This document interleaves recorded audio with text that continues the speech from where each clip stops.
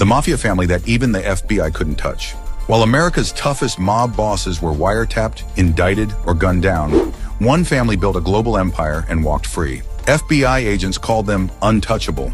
Insiders called them governments in suits. Who are they? This is the story of the Contrera Caruana clan.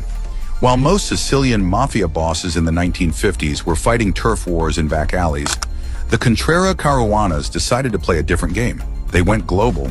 They understood early that real power wasn't just in bullets. It was in shipping routes, airports, and balance sheets.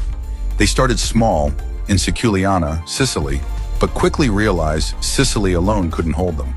So they moved to Canada, embedding themselves in Montreal's construction and import sectors. From there, they expanded into Venezuela, using fake businesses, shipping docks, and even diplomatic cover to carve out entire trafficking corridors. By the 1980s, they weren't just moving drugs. They were managing logistics for Colombian cartels, financing shipments, providing safe houses, and laundering billions through fake oil contracts, bogus hotels, and agricultural firms spread across Latin America. At their peak, investigators say they controlled up to 40% of Europe's cocaine flow. But here's the twist. They didn't look like gangsters. They looked like businessmen. Every cousin had a company. Every sibling had a bank account. Every city had a proxy who handled bribes, logistics, and counter-surveillance. Police in Italy once found entire maps of their global organization, like warehouses, airport insiders, encrypted relays spanning 4 continents. And yet, when major players like Pasquale Contrera or Joseph Caruana were arrested, the machine never stopped. It simply shifted. A new branch would take over. A new name would appear on the paperwork. Assets would already be buried in offshore banks. The family didn't crumble because it wasn't a pyramid. It was a web. And webs don't fall with one cut. And while other mafia dynasties collapsed from FBI infiltration, betrayal, or violent infighting, the Contrera Caruanas quietly funneled their profits into real estate portfolios, political donations, and international trade zones. They weren't just laundering money. They were buying influence. They were buying silence.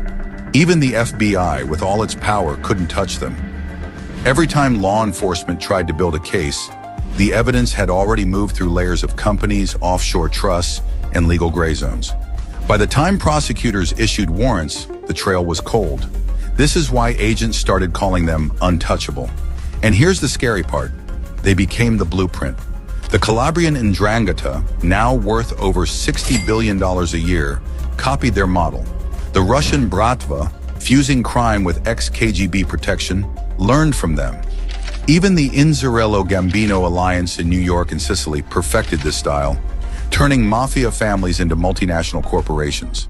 Because the Contrera Caruanas proved one thing: when crime learns how to wear a suit, carry a passport, and hide inside global finance, law enforcement becomes irrelevant. Think about that for a second. The FBI could take down Al Capone, Lucky Luciano, and John Gotti. But when the mafia traded Tommy guns for tax lawyers, it became untouchable. So here's a quick question. Can a mafia family that owns banks, airports, and governments ever be brought down?